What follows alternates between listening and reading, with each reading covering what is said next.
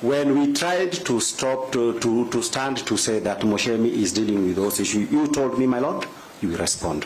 So I asked that I respond to that issue. That's the last issue.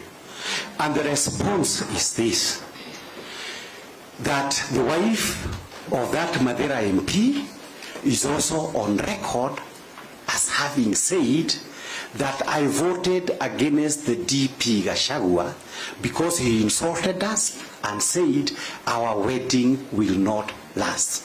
It had nothing to do with the impeachment. So that we cannot ignore, and it is on public record. So that, my lord, the long and short of it, so that, my lord, the long and short of it,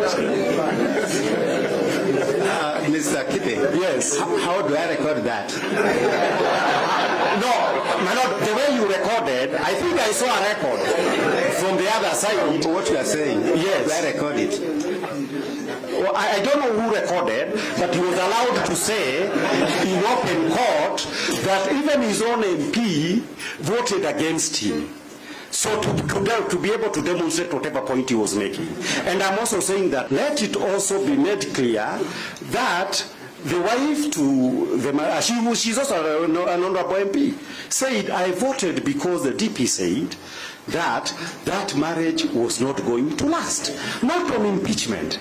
So that, my lord, the long and short of it, because we've had a long evening, is that I beseech this. I suppose the marriage still subsists, right? It still subsists. And we also hope, my lord, that when we are that when we are hard with this petition, the tenure of the DP could proceed.